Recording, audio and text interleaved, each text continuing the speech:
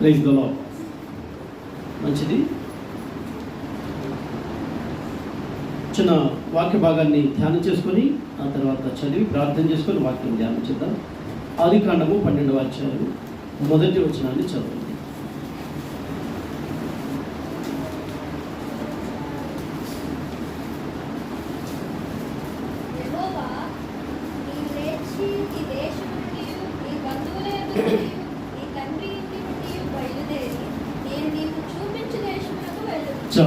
ప్రార్థన చేద్దాం. ప్రేమ కలిగిన దయగలిగిన మా పరలోకపు దేవా, వాక్యమే ఉన్న ప్రభువా, మీ వాక్యం ద్వారా మాతో మీరు మాట్లాడమని నిలబడి ఉన్న నీ దాసుడనైనా నేను నిష్ప్రయోజకుడను.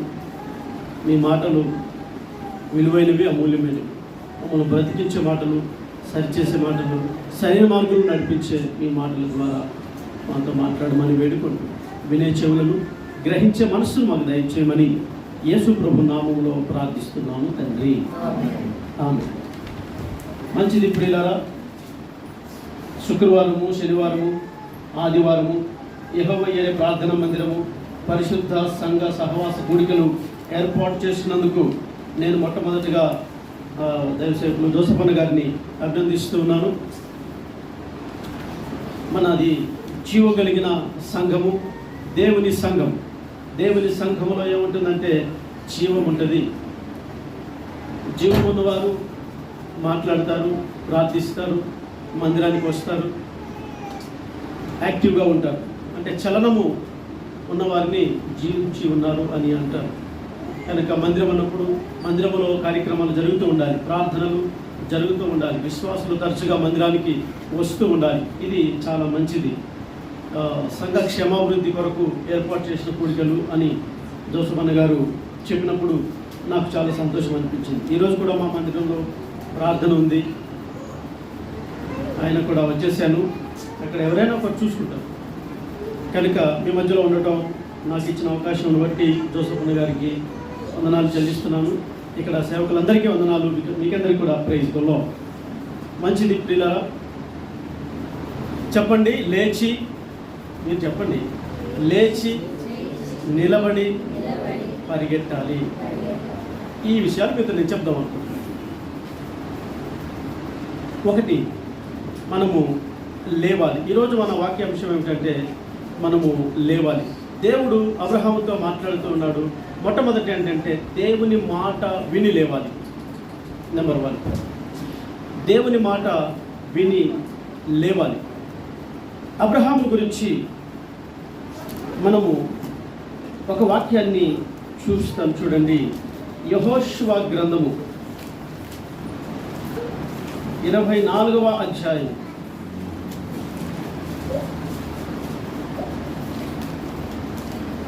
2వ వచనము. యెహోషువ జనులందరితో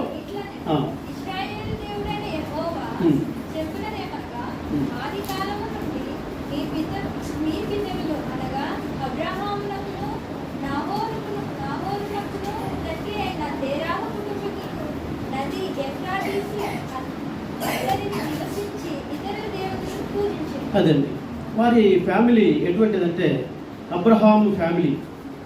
దేవుడు మాట్లాడక మునుపు వీరేం చేసేవారంటే బొమ్మలను తయారు చేసేవారు. ఆ బొమ్మలకు వారి చేతులతో తయారు చేసిన బొమ్మలకు మ్రొక్కేవారు, సూర్యునికి మ్రొక్కేవారు, ప్రకృతిని పూజించేవారు. అటువంటి విగ్రహారాధికులు అబ్రహాము కుటుంబీకులు. దేవుడు ఒకరోజు అబ్రహాముతో మాట్లాడే సమయం వచ్చింది. అబ్రహాముతో దేవుడు మాట్లాడినప్పుడు అబ్రహాముతో దేవుడు చెప్పిన మొట్టమొదటి మాట ఏమిటంటే 12వ అధ్యాయం 1వ వచనం, నీవు లేచి నీ దేశము నుండి, బంధువుల నుండి, నీ తండ్రి ఇంటి నుండి బయలుదేరి నేను నీకు చూపించు దేశమునకు వెళ్ళమని చెప్పాడు. చూడండి, దేవుడు మాట్లాడితే స్పష్టంగా ఉంటుంది, క్లారిటీ ఉంటుంది. దేవుడు మాట్లాడితే ఇక డౌట్ ఉండదు. మనుషులు మాట్లాడితే ఏం అంటే కంక్లూజన్ అనేది ఉండదు, అర్థం ఉండదు. ఏదో మాట్లాడతారు, మనకు అర్థం కాదు. దేవుడు మాట్లాడితే అర్థమవుతుంది. అందుకే ప్రతి ఒక్కరు కూడా దేవుని మాట వినడానికి లేవాలి. అబ్రహాముతో దేవుడు ఈ మాట చెప్పగానే 3వ వచనం, నిన్ను దూషించు వారిని శపించెదను. 4వ వచనం, యెహోవా అతనితో చెప్పిన ప్రకారము అబ్రహాము వెళ్ళెను. అంతే. చూడండి, మొట్టమొదటిగా మనము దేవుని మాట వినాలి. దేవుని మాట వినటానికి లేచి వెళ్ళాలి. ఇప్పుడు చూడండి, అబ్రహాము ఉన్న పరిస్థితి, అబ్రహాము చుట్టూ ఉన్న పరిస్థితి, వాతావరణం అంతా కూడా దేవుణ్ణి కనబడనివ్వకుండా ప్రకృతిని, బొమ్మలలో దేవుణ్ణి చూపిస్తూ ఉన్న ప్రజల మధ్యలో అబ్రహాము ఉన్నాడు. అప్పుడు అబ్రహాము తన జీవిత కాలం అంతా ఉన్నా కూడా నిజ దేవుణ్ణి గ్రహించలేడు, తెలుసుకోలేడు. అందుకనే దేవుడు అబ్రహామును పిలిచి అతన్ని రమ్మన్నాడు. 75వ సంవత్సరం నాడు అబ్రహామును దేవుడు దర్శించి పిలిచాడు. అబ్రహాము 75 సంవత్సరాలు సత్యదేవుడైన, నిజదేవుడైన దేవుణ్ణి, సజీవుడైన దేవుణ్ణి తెలుసుకోలేకపోయాడు. తనకు తెలిసిందే సత్యమని భావించి భ్రమలో బ్రతుకుతూ ఉన్నప్పుడు దేవుడు అతనితో మాట్లాడి, మీరు ఇక్కడ ఉండకూడదు, ఈ ప్రదేశాన్ని విడిచిపెడితే నేను నిన్ను ఆశీర్వదిస్తాను అని చెప్పాడు. అంటే ఆశీర్వాదం లేని చోట అబ్రహాము 75 సంవత్సరాలు కూర్చొని ఉన్నాడు. పని చేసుకుంటున్నాడు, కష్టపడుతున్నాడు, తనకు ఆస్తిపాస్తులు ఉన్నాయి, ఏం బీదోడేం కాదు, అన్నీ ఉన్నాయి, కానీ ఆశీర్వాదం లేదు. ఆశీర్వాదము లేని చోట అబ్రహాము కూర్చొని 75 సంవత్సరాల సమయాన్ని వృధా చేశాడు. దేవుని మాట ఈనాడు ఎంతమంది వింటున్నారు? నేను నిన్ను ఆశీర్వదిస్తానని అబ్రహాముతో దేవుడు చెప్పినప్పుడు దేవుని మాటకు వెంటనే విధేయత చూపించాడు అబ్రహాం. వెంటనే ఏమాత్రం ఆలస్యం చేయలేదు. మనమందరం కూడా దేవుని మాట వినటానికి చాలామంది వింటారు, విధేయత చూపించాలి. వినటము వేరు, విధేయత చూపించటం వేరు. ఇప్పుడు మీరు వాక్యం వింటున్నారు, ఎవరైనా వాక్యం వింటారు, అనుసరించటం గొప్ప, చెప్పడం గొప్ప కాదు. ఎవరైనా మాట్లాడతారు, ఎవరైనా వింటారు. ఎవరు గొప్పవారంటే వాక్య ప్రకారం ప్రవర్తించేవారు గొప్పవారు. కాబట్టి అబ్రహాముతో దేవుడు మాట్లాడినప్పుడు విధేయత చూపించాడు. వెంటనే లేచి అబ్రహాముకు తండ్రి అయిన దేవుడు చెప్పినట్టుగా బయలుదేరి వెళ్ళాడు.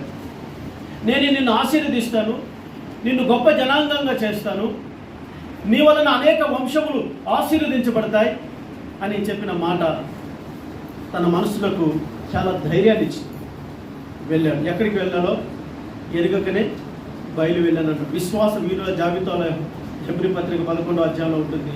అబ్రహాము ఎక్కడికి వెళ్ళవలెనో ఎరుగకయే బయలు వెళ్ళాను. తెలియదు నేను ఎక్కడికి. ఇప్పుడు కొంతమందికి ఏదైనా ఒక క్లారిటీ లేకపోతే నడవరు, లేవలేరు. చర్చికి రండి అని మనం ఎవరైనా పిలిచాం, ఎందుకు రావాలి, వస్తే మాకేంటి, చాలా నుంచి వస్తున్నాం, మాకేం, ఇవన్నీ యక్ష ప్రశ్నలు. ఈ యక్ష ప్రశ్నల ద్వారా మనం ఏమీ సాధించలేము, దేవుని ద్వారా ఏమీ పొందుకోలేము. దేవుని మాట విన్నవారు విధేయత చూపించాలి. పేతురు మీకు తెలుసు కదా, చేపలు పట్టడంలో నేర్పరు. ఎందుకంటే వారి వృత్తి చేపలు పట్టడం. రాత్రంతా చేపలు పట్టారు.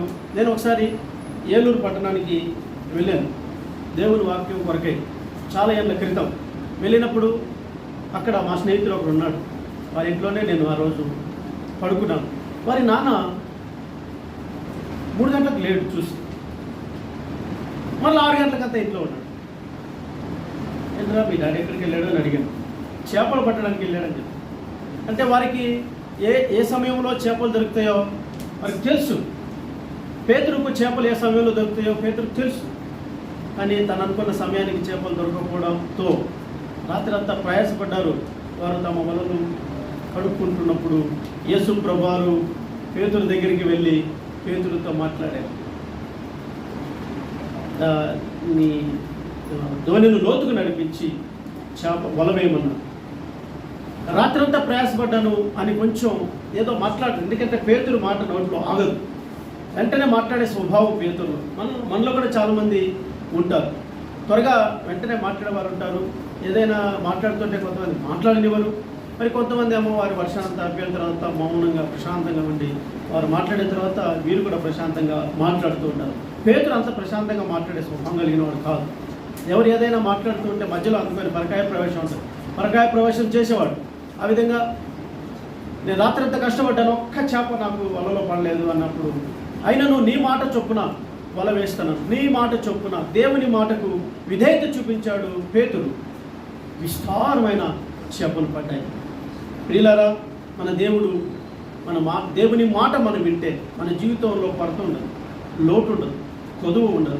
దేవుని మందిరానికి వస్తున్న మీరు దేవుని మాట వినండి. మనుషుల మాట వినకూడదు, దేవుని మాటలు వినాలి. మనుషులను నమ్ముకోకూడదు, దేవుని నమ్ముకోవాలి. మనుషులను నమ్ముకున్నట కంటే, రాజులను నమ్ముకున్నట్టు కంటే యెహోవాను ఆశ్రయించుట మేలు.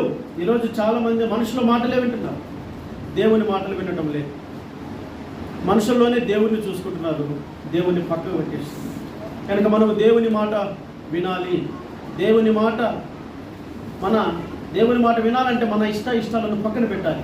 మనం ప్రార్థన చేసేటప్పుడు దేవుని చిత్తం అంటాం, మాట్లాడేటప్పుడు దేవుని చిత్తం అంటాం. అది మాటకే పరిమితం అవుతా ఉంది. దేవుని చిత్తం అనేది ఒక ఊత పదములాగా మారిపోతూ ఉంది. ఊత పదము కాకూడదు. దేవుని చిత్తం అనేది మనం లోబట్టమును బట్టి ఆధారపడి ఉంటుంది.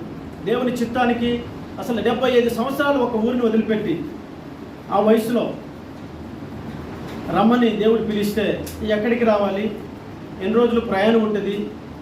అబ్రహాంతో దేవుడు మాట్లాడాడు, శారమ్మతో మాట్లాడలేదు. శారమ్మతో అబ్రహాం ఏం చెప్పాడో శారమ్మ కూడా బయలుదేరి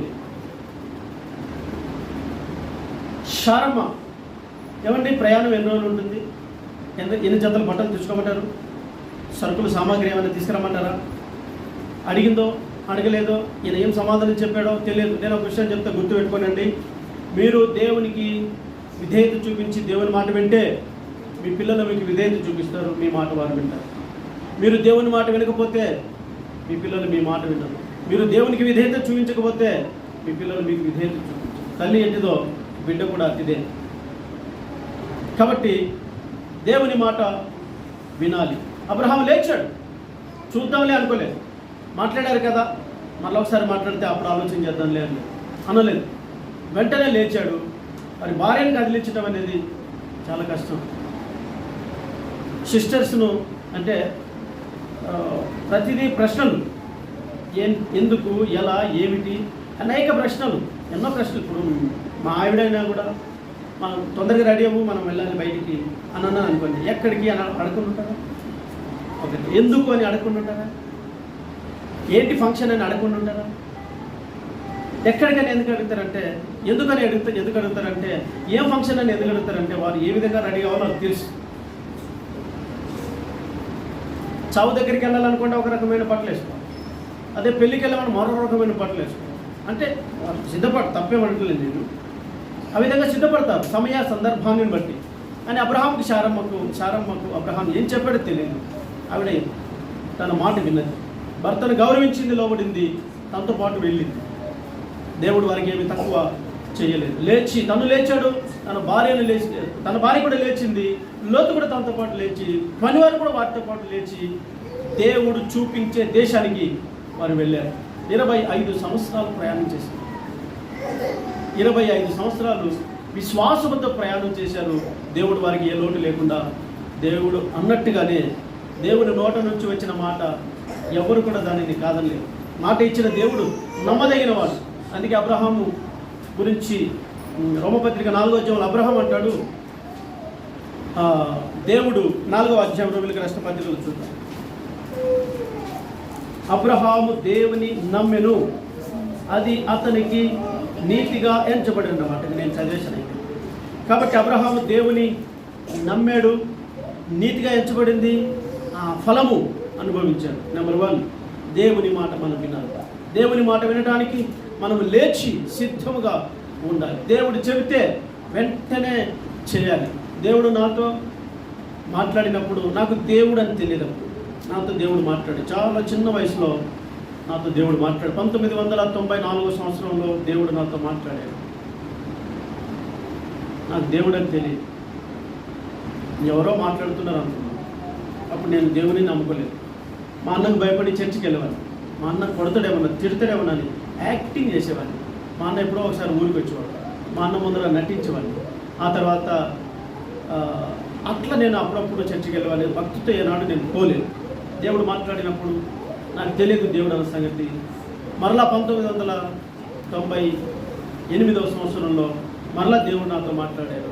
అదే మాట నాతో మాట్లాడినప్పుడు నేను ఆలోచించాను, దేవుడే నాతో మాట్లాడుతున్నాడు. వాక్యం ద్వారా దేవుడు ఎలా మాట్లాడుతారంటే మరలా మీరు ఎక్కడో ఏదో ఊహించకండి, దేవుడు వాక్యం ద్వారా మాట్లాడుతారు ఇష్టంలో. కాబట్టి ఆ మాట మాట్లాడినప్పుడు నేను విధేయత చూపించాను, లోబడ్డాను. సేవ చేయమంటే సేవ చేయడానికి నిర్ణయించుకున్నాను. ఈ విధంగా ఎవరైనా నాకేం కొరత దేవుడు చేయకుండా నన్ను కాపాడుతూ ఉన్నాను. దేవుని మాట వింటే మీ కుటుంబంలో ఏ కొరతలు ఉండవు. ఇప్పుడున్న కొరతలుగా మీకు అనిపించవు, అవి తీర్చబడతాయి. అంటే కొరతలు తీర్చబడడం కొరకు దేవుని మాట వినటం కాదు, దేవుని చిత్తం నెరవేర్చడం కొరకు మనము దేవుని మాట వినాలి. ఇది నెంబర్ 1. నెంబర్ 2, రెండవది ఏంటంటే మనము ఈరోజు వాక్యాంశం ఏంటి? లేచి నిలిచి పరిగెట్టాలి. ఇది పరిగెట్టడమే, నడిచేదే ఉండదు. ఒకటి. రెండవది ఏంటంటే ప్రియులారా, దేవుని వాక్యంలో నుంచి యెషయా గ్రంథము 50వ అధ్యాయము 10వ వచనం. యెషయా గ్రంథము 50వ అధ్యాయం 10వ వచనం.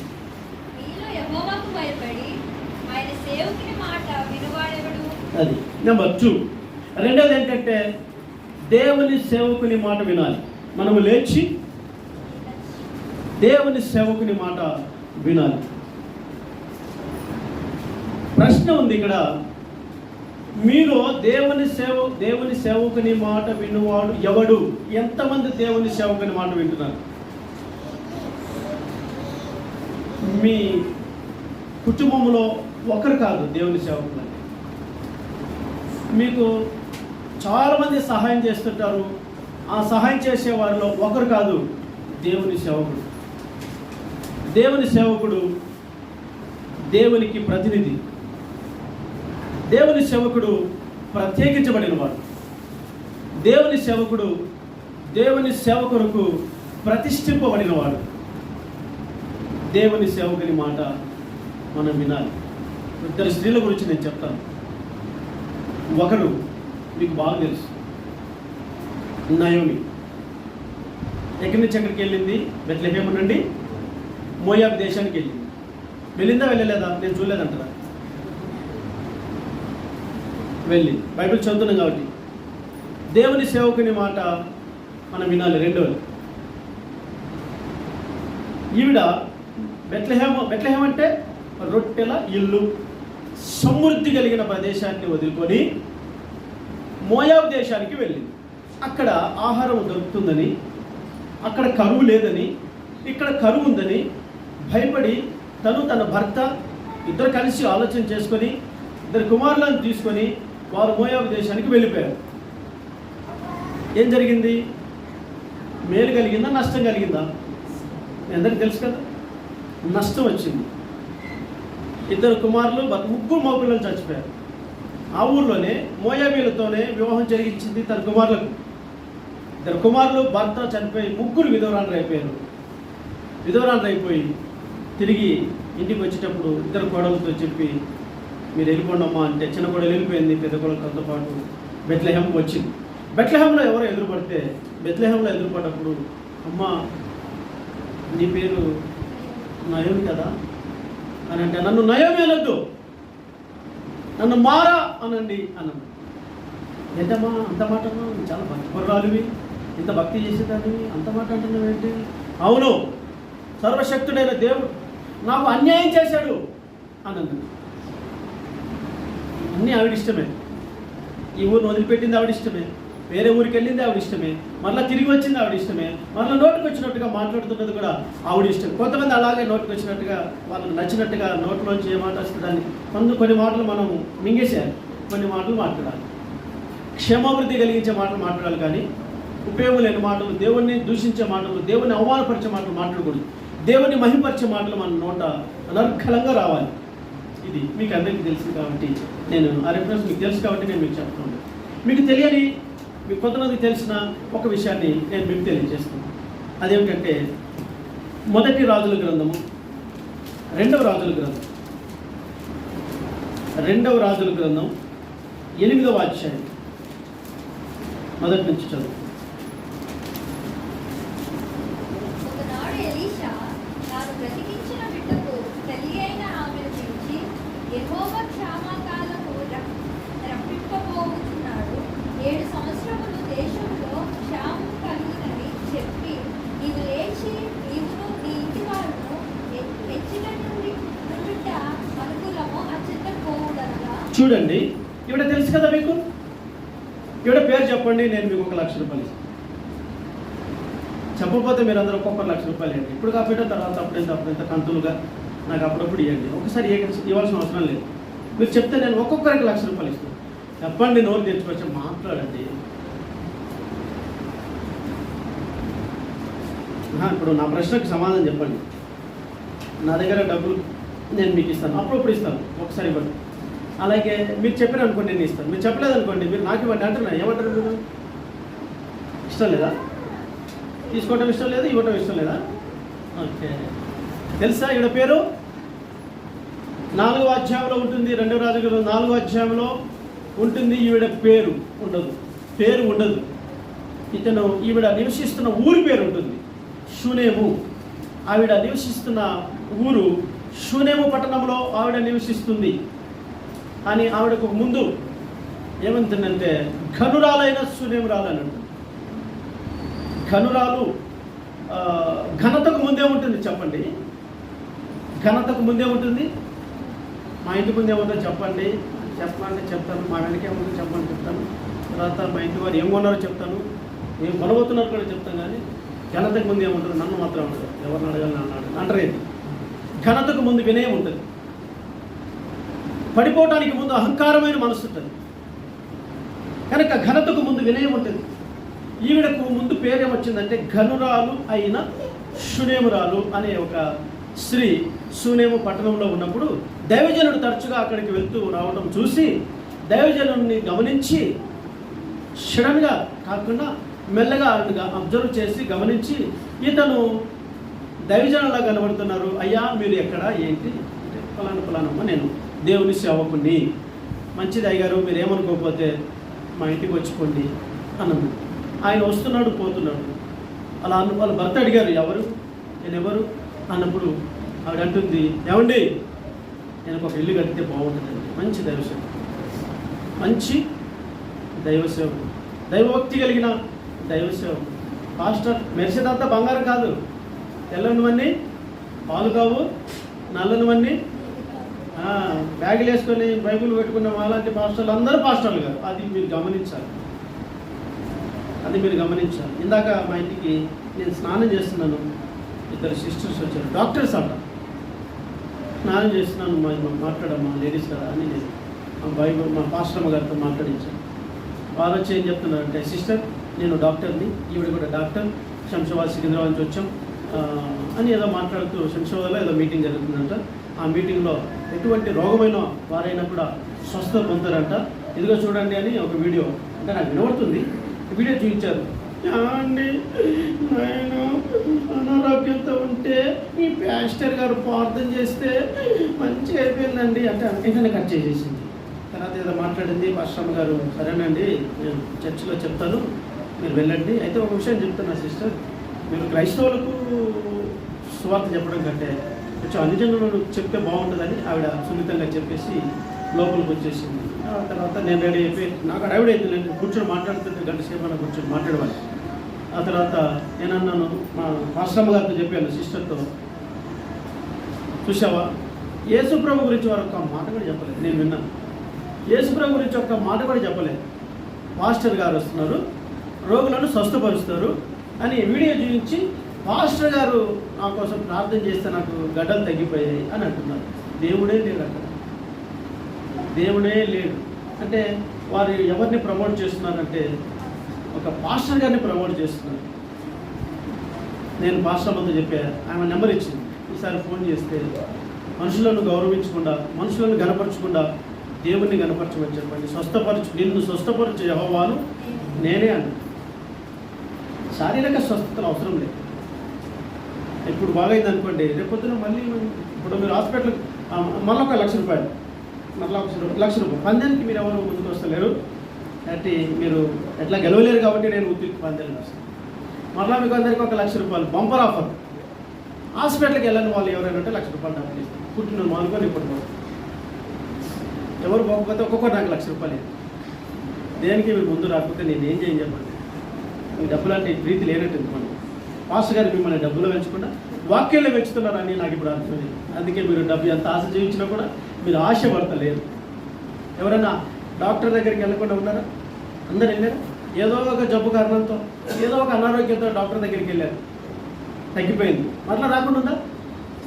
ఎందుకంటే మనిషి శరీరం బ్రతికినంత కాలం ఏదో ఒక జబ్బు మన శరీరాన్ని పట్టి పీడిస్తూనే ఉంటుంది. డాక్టర్ దగ్గర తరచుగా మనం వెళ్తూనే ఉంటాం. దానికి ప్రత్యేకమైన ప్రార్థనలు ఎందుకు? దానికి ప్రత్యేకమైన స్వస్థతలు ఎందుకు? స్వస్థతలు చేసేది దేవుడు. అయినా శరీరానికి స్వస్థత కంటే కూడా ఒక పాపి ఆత్మీయ స్వస్థత పొందటము గొప్పది. నేను పాస్టర్ ఏం చెప్పానంటే, స్వస్థత పొందిన వారిని గురించి బైబిల్లో ఎక్కడైనా ఒక రెఫరెన్స్ చూపించరాదా? నాకు ₹1,00,000 ఇస్తాను. ఎందుకు ఈరోజంతా లక్ష అని వస్తుంది నోట్లకి వెళ్ళి, మరి ₹1,00,000 దేవుడు ఏమైనా ఇస్తాడేమో జోసఫ్ అన్న గారు, నాకు తెలియదు. హల్లెలూయా.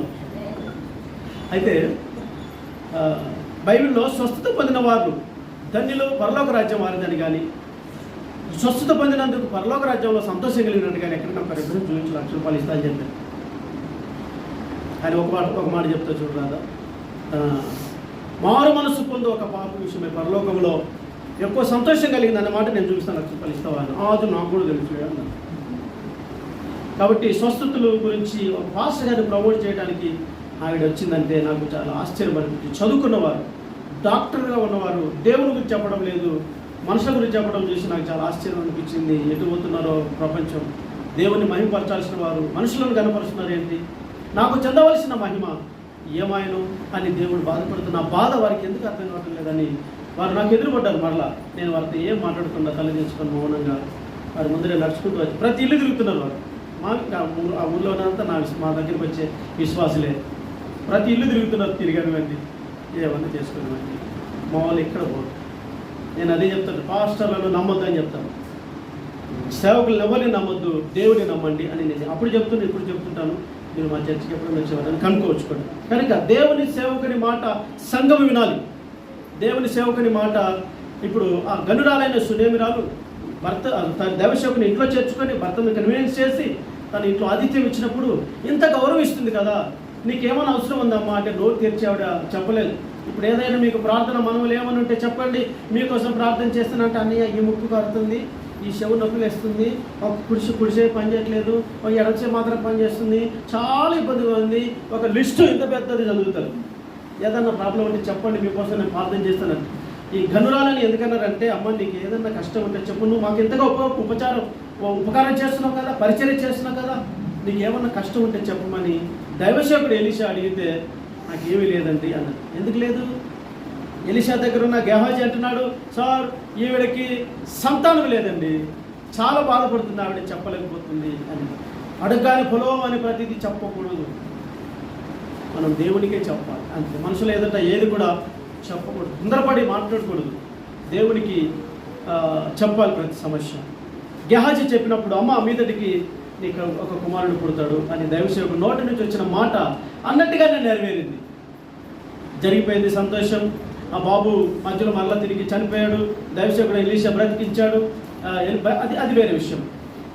ఇప్పుడు ఆ దేశంలో కరువు వచ్చింది, బెత్లెహేములో కరువు వచ్చింది, ఆవిడ మోయా దేశం పారిపోయింది. ఇప్పుడు షూనేము పట్టణంలో కరువు వచ్చింది, ఆవిడ ఎక్కడికి పారిపోలేదు. దైవజనుడు వచ్చాడు, అమ్మ ఈ ఊళ్ళో కరువు వచ్చింది, బాగా భయంకరమైన కరువు వచ్చింది, ఈ కరువు తీరేంత వరకు నీకు ఎక్కడ అనుకూలమో, ఎక్కడుంటే బాగుంటావో అక్కడికి వెళ్ళిపో అని అనగానే తర్వాత 3వ వచనం చదువునాను. ఆ స్త్రీ లేచి, 2వ వచనం, ఆ స్త్రీ లేచి దైవజనుని మాట చొప్పున చేసి తన ఇంటి వారిని తోడుకొని ఫిలిస్తీన్ల దేశమునకు పోయి 7 సంవత్సరములు అక్కడ నివాసం చేశారు. ఎలా వెళ్ళింది? దైవ సేవకుని మాట ప్రకారం వెళ్ళింది. ఈ మాట వినండి, నా మాట. దైవ సేవకుని మాట ప్రకారంగా ఆవిడ వెళ్ళింది. నయోమి ఎవరి మాట విని వెళ్ళింది? ఎవరి మాట వెళ్ళింది? తన మనసు చెప్పినట్టుగా వెళ్ళింది, తనకు నచ్చినట్టుగా వెళ్ళింది. నాకెవరు చెప్పేది? అంటే ఇప్పుడు బెత్లెహేము పట్టణంలో దైవ సేవకులు లేరా? షోమ్రోన్లోనే దైవ సేవకులు ఉన్నప్పుడు బెత్లెహేములో లేరా? బెత్లెహేము దేవుని నివాస స్థలం, దేవుడు నివసించే ప్రదేశం, దేవుని సేవకులు కోకొలలుగా ఉన్న ప్రదేశంలో దేవుని సేవకుని మాట వినలేదు నయోమి. తనకు నచ్చినట్టుగా వెళ్ళింది, చాలా నష్టపోయింది. దేవుని సేవకుని మాట ప్రకారం వెళ్ళిన ఘనురాలైన షునేమురాలు కరువు తీరేంత వరకు ఫిలిస్తీన్ల పట్టణానికి వెళ్ళింది. 7 సంవత్సరాలు అక్కడ ఉండిపోయింది. 7 సంవత్సరాల తర్వాత దైవ సేవకుని మాట వింటే ఏం జరుగుతుందో మీకు చెప్తాను. నెక్స్ట్ అదే ఉంటుంది. 7 సంవత్సరాల తర్వాత తిరిగి వచ్చే వరకు వారి ఇల్లు కబ్జా. చెప్పండి ఏమైంది? కొంచెం నోట్ చేసి మాట్లాడారు. కబ్జా, పొలము కబ్జా అయిపోయింది. అంతే, మనం లేకపోతే, ఖాళీగా ఉంటే, పొలం దున్నకపోతే, ఇంట్లో ఎవరు లేకపోతే కబ్జా, అన్యాయం. తనకు అన్యాయం జరిగింది. అన్యాయం జరిగితే ఎవరు చెప్పుకుంటారు? పోలీస్ కంప్లైంట్ ఇస్తాం, లాయర్లు పట్టుకొని కోర్టుకి వెళ్తాం. దేని కొరకు? మనకు న్యాయం జరుగుతున్న కొరకు. అయితే ఆ దేశంలో ఇప్పుడు చూడండి ఎలా దేవుని సేవకుని మాట వింటే ఏం జరుగుతుందంటే, ఈవిడకు ఇల్లు లేదు, పొలము వేరే వాడు సేద్యం చేసుకుంటున్నారు, చాలా నష్టం కలిగింది. అయ్యో 7 సంవత్సరాలు నేను లేకపోయే వరకు నా ఇల్లు పోయింది, పొలము పోయింది, ఏం చేయాలి అని రాజుగారి దగ్గరికి న్యాయం కొరకని వెళ్ళింది. ఆ బాబుని తీసుకొని రాజుగారి దగ్గరికి న్యాయం కొరకని వెళ్ళగానే గెహజీ రాజుగారి దగ్గర ఉన్నాడు. గెహజీ రాజుగారు మాట్లాడుతున్నారు. ఈవిడ వస్తుందన్న సంగతి, గెహజీ అక్కడ ఉన్నాడన్న సంగతి ఈవిడకి తెలియదు. తర్వాత చదువుకుంది. అక్కడ జరిగిన ఇన్సిడెంట్ చాలా ఆశ్చర్యం అనిపిస్తుంది. 3వ వచనం. అయితే 7 సంవత్సరాలు గడిచిన తర్వాత ఆ స్త్రీ ఫిలిష్తీయుల దేశంలో నుండి వచ్చి తన ఇంటిని గురించి, భూమిని గురించి తనకు మనవి చేటుకై రాజు వద్దకు పోయాడు. రాజు దైవజనుని పనివాడుకు గెహజీతో కలిసి మాట్లాడి, ఎలీషా చేసిన గొప్ప కార్యములన్నిటినీ నాకు తెలియజెప్పమని ఆజ్ఞ ఇచ్చి ఉండెను. అది అతడు ఒక మృతునికి ప్రాణము తిరిగి రప్పించిన సంగతి చెప్పుచూ ఉండగా, ఎలీషా బ్రతికిచ్చిన తల్లి బిడ్డ తన ఇంటిని గురించి, భూమిని గురించి రాజుతో మనవి చేయ వచ్చెను. చూడండి ఎలా కొన్ని కలుస్తాయండి. రాజుగారు గెహజీ ఎవరి గురించి మాట్లాడుకుంటున్నారు అంటే ఎలీషా గురించి మాట్లాడుకుంటున్నారు. అయ్యా ఎలీషా గొప్ప దైవజనుడయ్యా, మంచి దైవజనుడయ్యా, ఆయన చేసిన మంచి పనులు ఉన్నాయి కదా, అద్భుతాలు చేశాడు కదా, ఏదైనా ఒక అద్భుతం చెప్పండి. ఈవిడ గురించి ఎందుకు మాట్లాడాలి? ఇంకెవరి గురించో మాట్లాడచ్చు కదా. అయ్యా ఒక బాబు చనిపోయినండి, ఆమె పిల్లలు లేక పిల్లలు కలగరనుకున్నది. ఈ లోపల దేవసేవకుడు నేను కూడా విన్నాను సార్, నేనే చెప్పాను ఆమెకు సంతానం లేదు అని అంటే, నీకు సంతానం సంవత్సరంలో దేవుడు నీకు సంతానం ఇస్తాను చెప్పగానే నేను కూడా చూశాను సార్, కొడుకు పెట్టిండు, చచ్చిపోతే దైవసేవకుడు మరలా వెళ్ళి బ్రతికించాడు సార్ అంటే ఎంత అద్భుతం అనగానే అక్కడ ఒక స్త్రీలో, ఎవరమ్మా నువ్వు? అప్పుడు ఆవిడే అక్కడికి రావడం ఏంటి, ఎవడమ్మా నువ్వు అంటే, సార్ మీరు ఏదైతే మాట్లాడుకుంటున్నారో ఆ బ్రతికించిన వాడిని తల్లి మీకు బ్రతికిన కొడుకు వీడే సార్ అన్న. అవును. రాజుగారికి ఆశ్చర్యం అనిపించింది. దేవసేవకుని మాట వింటే అన్నీ కలిసి వస్తాయి. మాట చెప్పాలంటే సమస్తము సమకూడి జరుగుతాయి. తర్వాత వెంటనే రాజుగారు ఏమన్నారో చూడండి.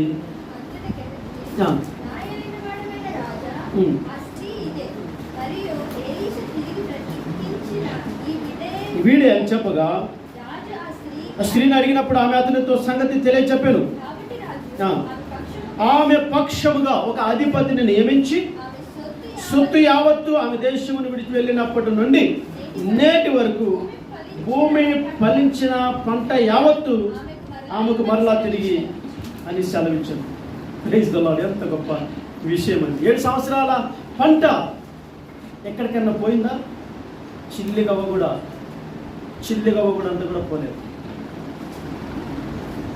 మరలా తిరిగి ఆమె కొరకు ఒక స్పెషల్ ఆఫీసర్ని పెట్టారంట. అయ్యా భూమిని ఎవరు సేద్యం చేశారు?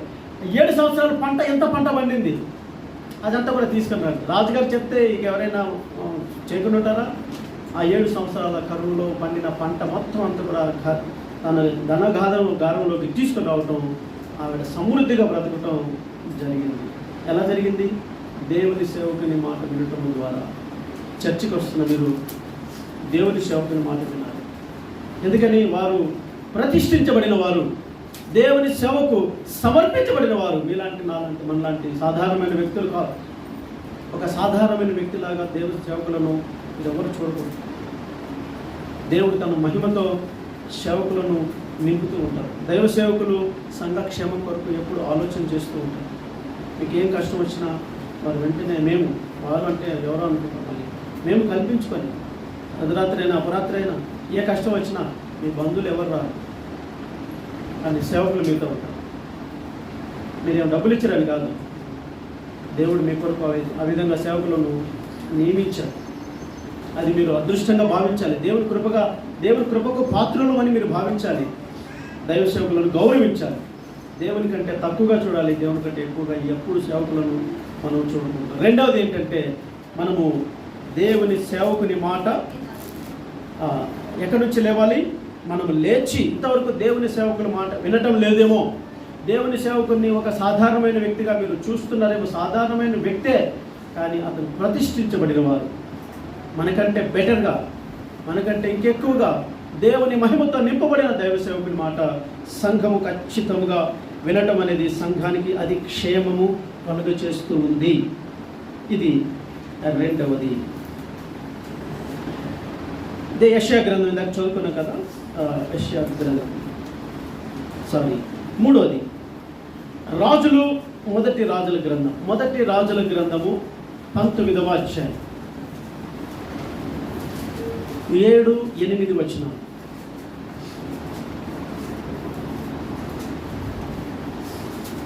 మొదటి రాజులు 19:7-8 వచనం. అయితే యెహోవా దూత రెండవ మారు వచ్చి అతనిని ముట్టి, నీ శక్తిని మించిన ప్రయాణము నీకు సిద్ధమై ఉన్నది, నీవు లేచి భోజనం చేయమని చెప్పినప్పుడు అతను లేచి భోజనం చేసి ఆ భోజనము బలము చేత 40 రాత్రి పగలు ప్రయాణం చేసి దేవుని పర్వతమని పేరు పెట్టబడిన హోరేబునకు వచ్చి అచ్చట ఉన్న ఒక గుహలోని చేరి బస చేశాడు. చూడండి, ఇక్కడ ఒక దైవ సేవకుడు.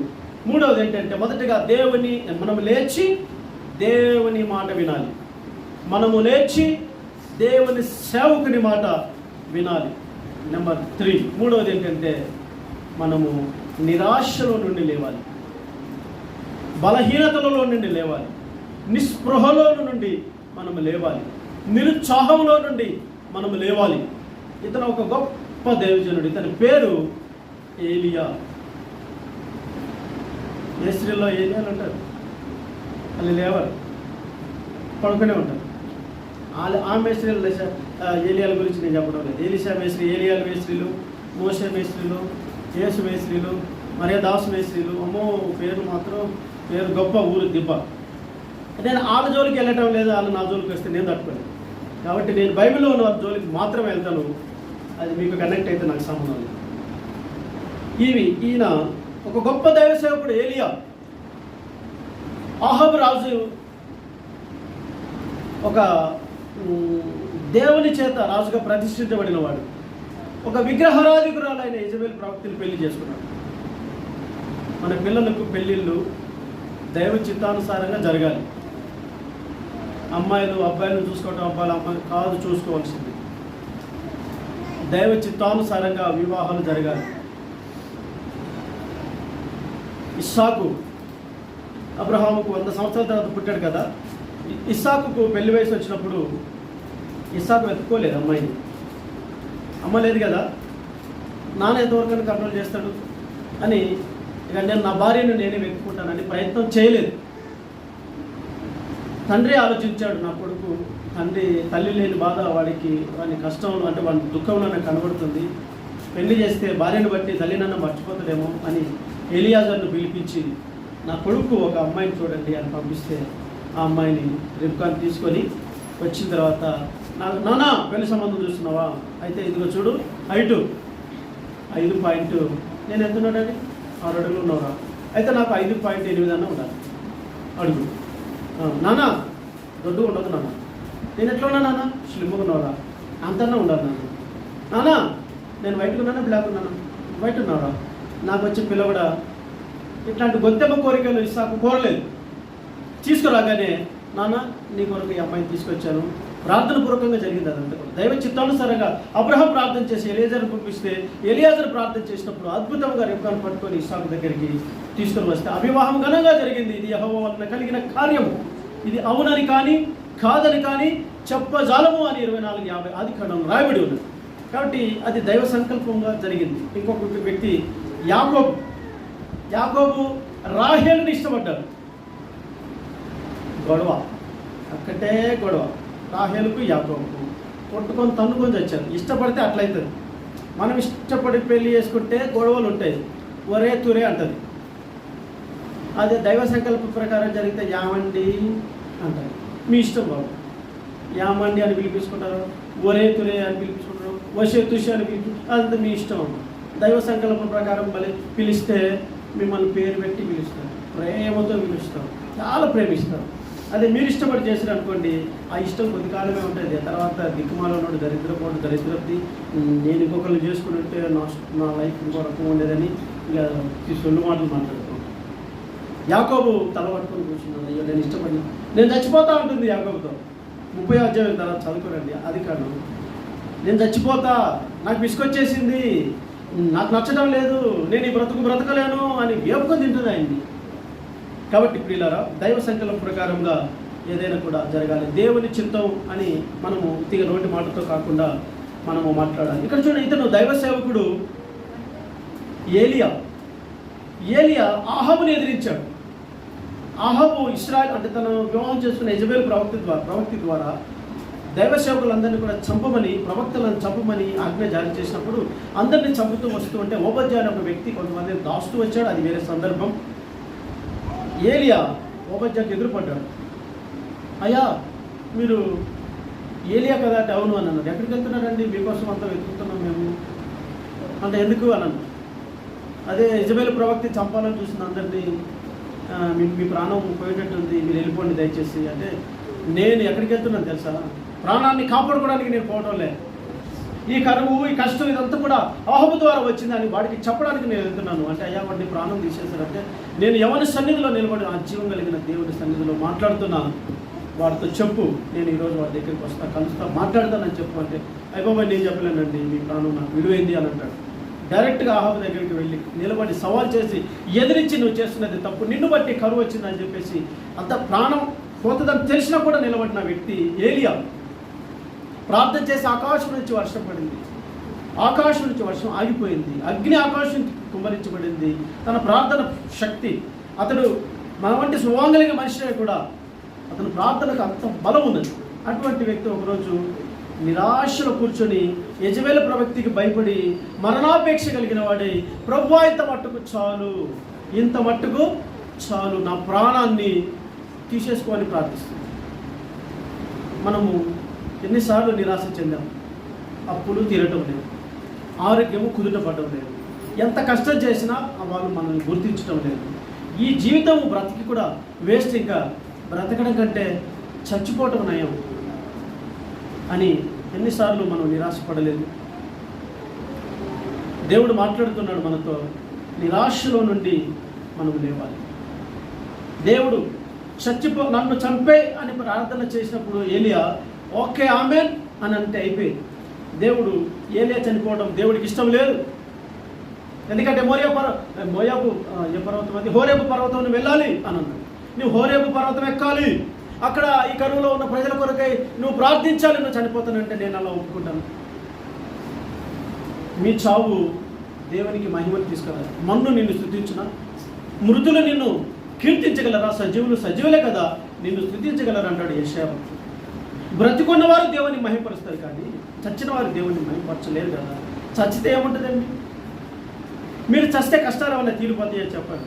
ఒకవేళ మనం చచ్చిపోతే అప్పులు తీరిపోతాయి అంటే, ఒకవేళ మీరు చచ్చిపోతే ఆరోగ్యం కుదుట పడుతుంది అని అంటే, అందరం చచ్చిపోవడం. మా చర్చిలో మనం ఒక ఆయన చనిపోయాడు, అన్న కూడా చావుకు వచ్చాడు. పాస్టర్ గారు, జోసఫ్ గారు, ఆ చావు కార్యక్రమానికి వారు కూడా వచ్చారు. కార్యక్రమం ముగించుకొని ఇంటికి వచ్చాం. ఆ అబ్బాయి నుంచి, వాళ్ళ కొడుకు నుంచి ఫోన్ వచ్చింది. అతను మంచి వ్యక్తి, చాలా మంచిగా పాటలు పాడేవారు. ఈశ్వరయ్య పాస్టర్ గారు కూడా బాగా తెలుసు, అన్న కూడా బాగా తెలుసు. అన్న మా నాన్న తెలియకుండా అప్పులు చేశారట నాన్న అన్న, వాళ్ళు నన్ను బెదిరిస్తున్నారు, చంపుతాం కొడతాం అని అంటున్నారు, మీ ఊరికి వస్తాం అంటున్నారు. ఒక్కరోజే నా నాన్న చనిపోయారు. 10 మంది వస్తాం, 20 మంది వస్తాం, బయటికి బజార్కి ఏడుస్తామని. తండ్రి చనిపోయిన బాధలో పిల్లలు ఉన్నప్పుడు డబ్బులు ఇచ్చిన వారు ఎంత కఠినంగా మాట్లాడుతున్నారో చూడండి. అంటే అతను చనిపోయినా అప్పులలో మాత్రం వదిలిపెట్టడం లేదు.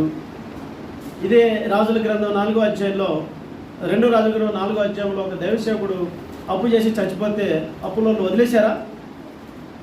అప్పు తీర్చకపోతే నీ పిల్లల్ని తీసుకుపోతానా అని చెప్పేసి వాళ్ళ పిల్లల్ని తీసుకుపోతావు. అయ్యో పాపం అనరండి లోపం. చచ్చినా వదలరు. కాబట్టి బ్రతికి ఏదైనా మనం సాధించాలి.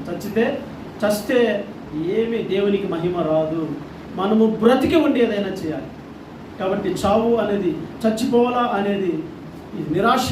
ఈ నిరాశలో నుండి మనము లేవాలి. మనము దిక్కులేని వారం కాదండి.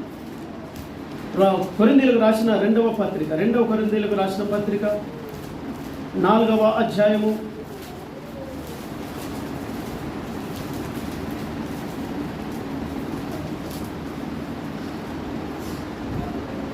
16వ వచనం.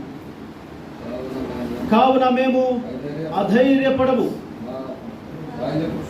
మా బాహ్య పురుషుడు కృషించినను ఆంతర్య పురుషుడు దినదినము నూతనపరచబడుచున్నాడు. ఇంకొకటి చూడండి. 8వ వచనము, 4:8 2వ కొరింథీ. ఎటు పోయినను శ్రమపడుచున్నాను, ఇరికింపబడిన వారం కాము, అపాయములో ఉన్నను కేవలము ఉపాయము లేని వారం కాము, తరమబడుచున్నను దిక్కు లేని వారము కాము, పడద్రోయబడినను నశించు వారము కాము.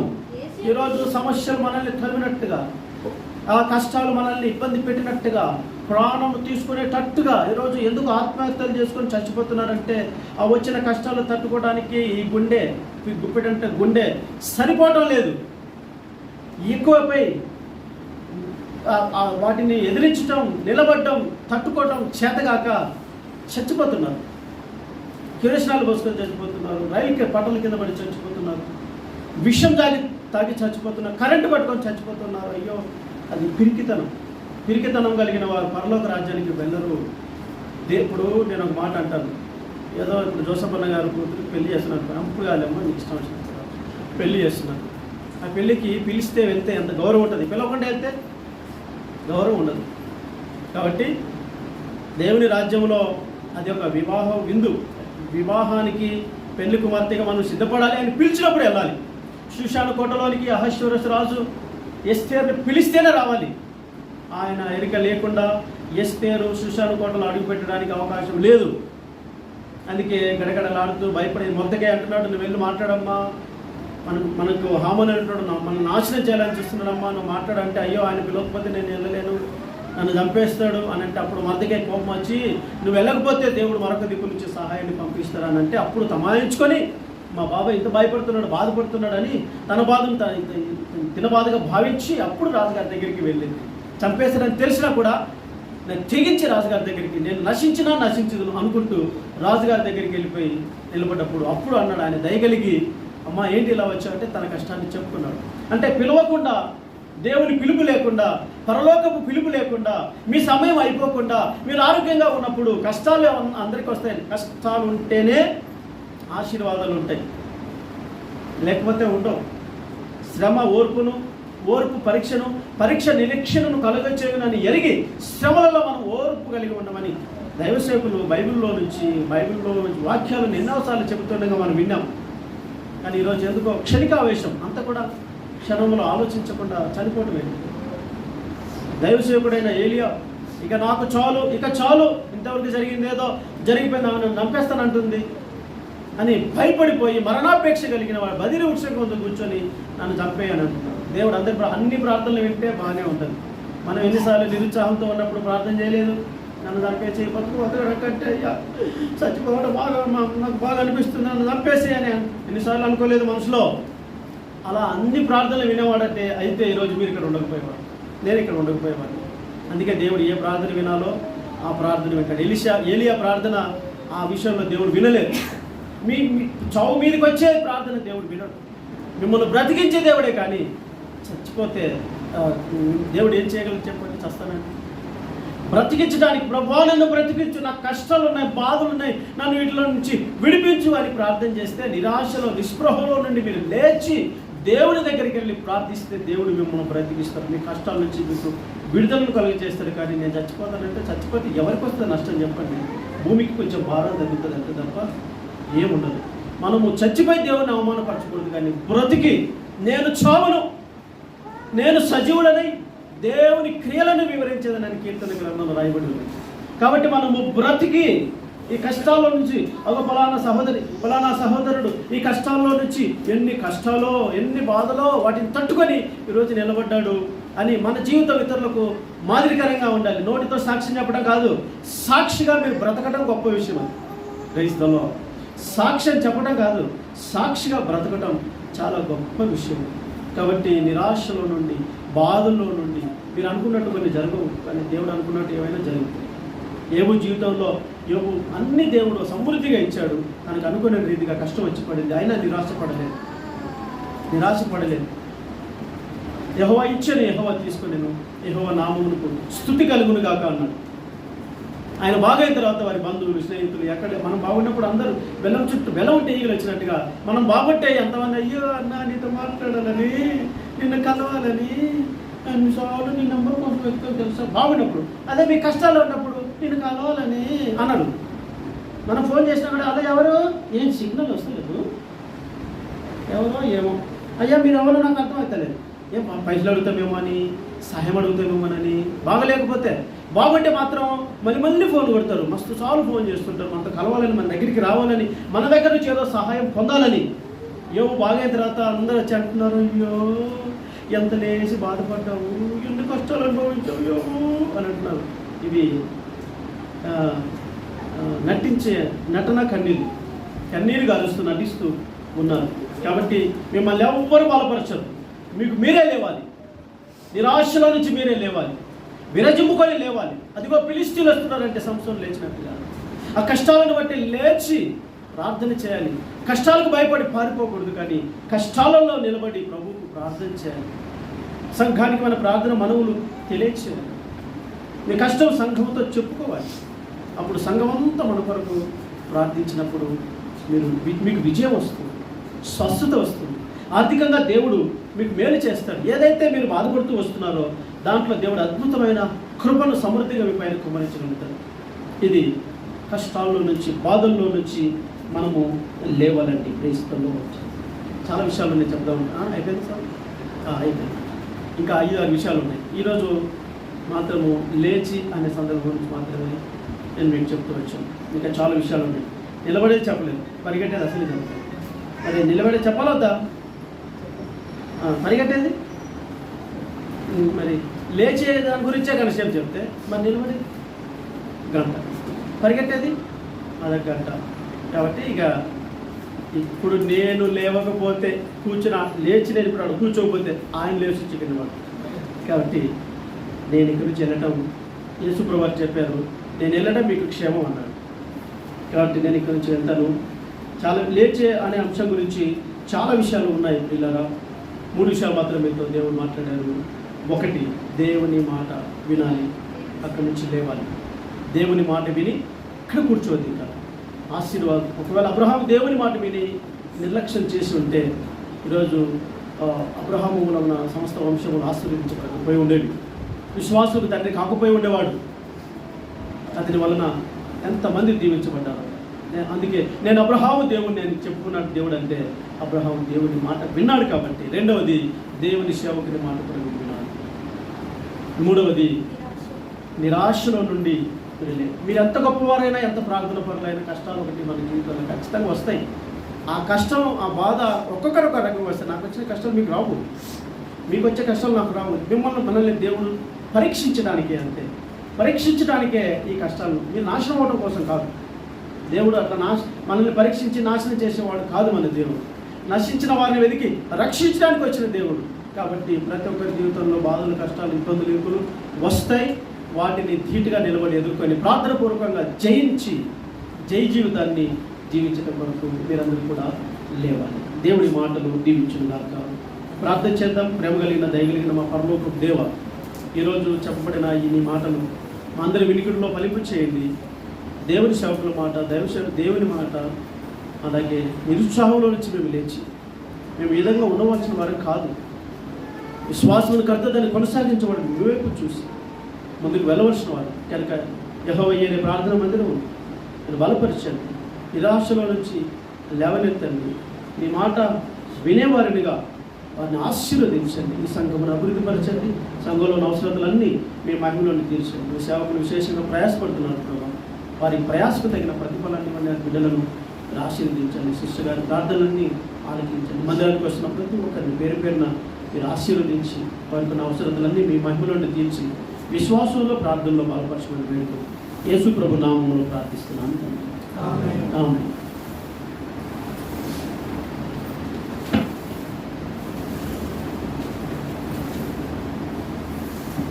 పాట పాడుతున్నాం ఈ సమయంలో.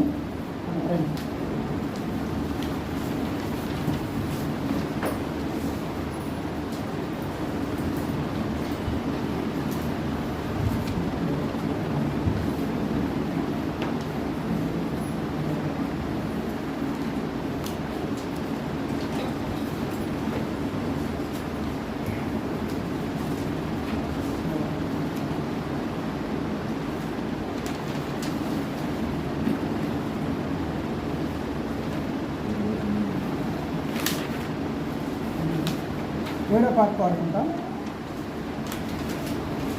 పాట సంఖ్య 7వ పాట పాడుకుని పరిశ్రమ ప్రార్థనలో జరుగుతున్నాం. 7వ పాట పాడుకుంటాం. వెళ్ళెదము మరి ధైర్యముతో కృపాసనము చేరను, వెళ్ళెదము మరి ధైర్యముతో కృపాసనము చేరను, తన కనికరము కృపలను పొంద తానే సహాయకుడు, తన కనికరము కృపలను పొంద తానే సహాయకుడు, వెళ్ళెదము మరి ధైర్యముతో కృపాసనము చేరను, వెళ్ళెదము మరి ధైర్యముతో కృపాసనము చేరను, మన ప్రార్థన ప్రభువు ఆలకించి అత్యధికముగా మనకిచ్చును, మన ప్రార్థన ప్రభువు ఆలకించి అత్యధికముగా మనకిచ్చును, మేల్కొని మనము ప్రార్థించిన ఆశీర్వదించునుగా, మేల్కొని మనము ప్రార్థించిన ఆశీర్వదించునుగా,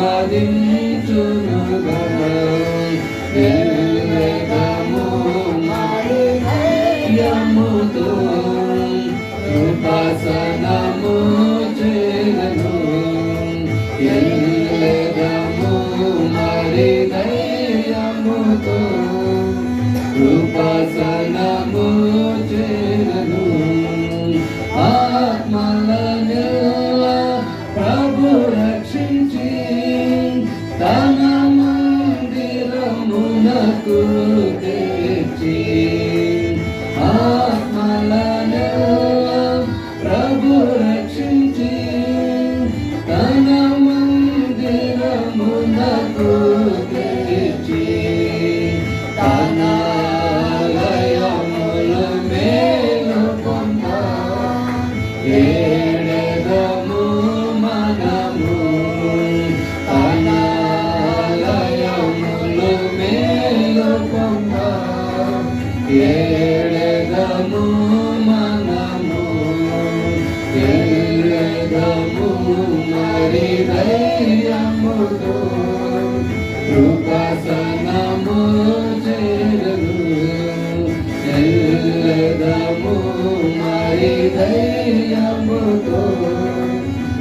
కృపాసనము చేరను అందరికీ రక్షణ కలుగా రాజులకు అధికారులలో అందరికీ రక్షణ కలుగా రాజులకు అధికారులలో సర్వలోకులలో జీవముకై వేడెదము ప్రభునే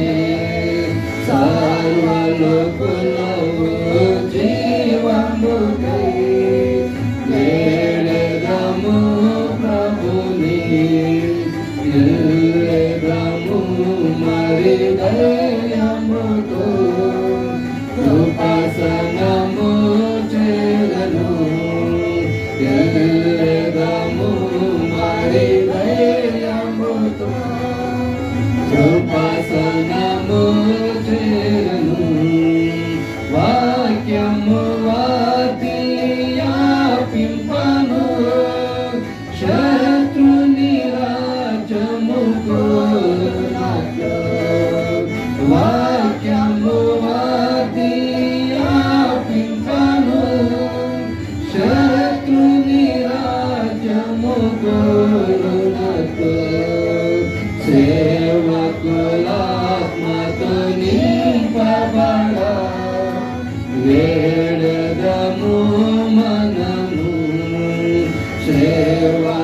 సేవకులాత్మతో నింపబడ వేడెదము మనము ఎల్లెదము మరి ధైర్యముతో కృపాసనము చేరను ఎల్లెదము మరి ధైర్యముతో కృపాసనము చేరను ఆత్మతో ప్రభు ఇంటిని కాటి దాని యందు ప్రభు మహిమ నిండి ఆత్మతో ప్రభు ఇంటిని కాటి దాని యందు ప్రభు మహిమ నిండి తన ఘనత వాద్యునకు వేడెదమాయనను తన ఘనత వాద్యునకు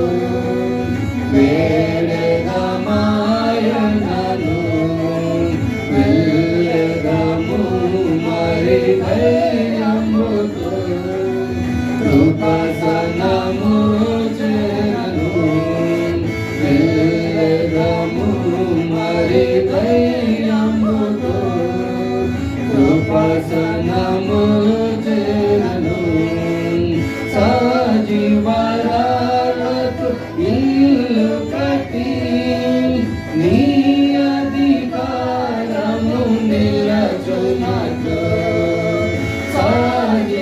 సజీవరాలతో ఇల్లు కట్టి నీ అధికారము నిలచునట్లు దేవాని హృదయానుసారులను లేపమని వేడనం దేవాని హృదయానుసారులను లేపమని వేడనం ఎల్లెదము మరి ధైర్యముతో కృపాసనము చేరను ఎల్లెదము మరి ధైర్యముతో కృపాసనము చేరను తన కనికరము కృపలను పొంద తానే సహాయకుడు తన కనికరము కృపలను పొంద తానే సహాయకుడు ఎల్లెదము మరి ధైర్యముతో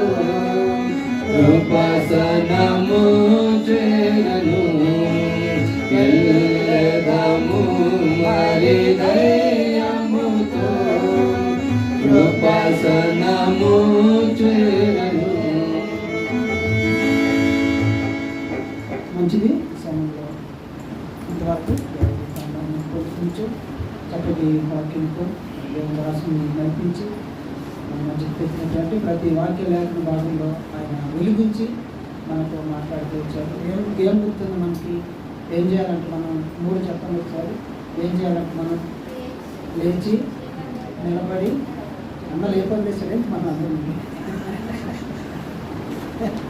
అన్న మరి ఎప్పుడు వేకప్ లేచాం, మరి ఎప్పుడు నడుద్దాం?